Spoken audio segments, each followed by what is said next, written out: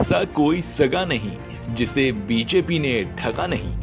जी हां, फिर चाहे बीजेपी को 2 सीट से लेकर बहुमत दिलाने में अहम किरदार निभाने वाले अटल और आडवाणी ही क्यों ना हो। साल 2014 से पहले अटल को नजरअंदाज कर उसके बाद आडवाणी को साइड लगाकर नरेंद्र मोदी और अमित शाह ने गुजरात से दिल्ली का सफर तो पूरा कर लिया, लेकिन अब उत्तर प्रदेश की जमीन खिसकती दिख रही तो अब इन बुजुर्ग नेताओं की याद बीजेपी को आने लगी है।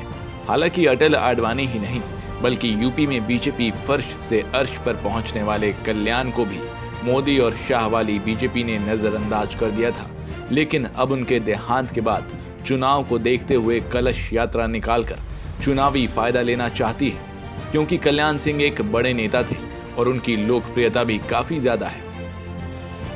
इसलिए उनके मरने के बाद योगी समेत पूरी बीजेपी कल्याण सिंह को याद करके चुनावी फायदे में जुट गई है।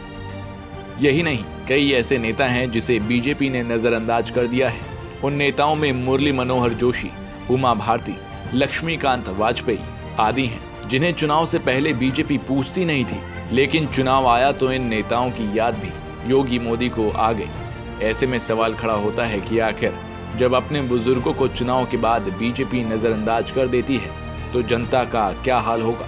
हालांकि जनता का हाल महंगाई, बेरोजगारी, भ्रष्टाचार आदि से बेहाल है, तो सोचिए अगर दोबारा इनकी सत्ता आई तो क्या हाल होगा प्रदेश का, क्योंकि अपने बड़े लोगों को ये नहीं सुनते तो जनता की ये क्या सुनेंगे।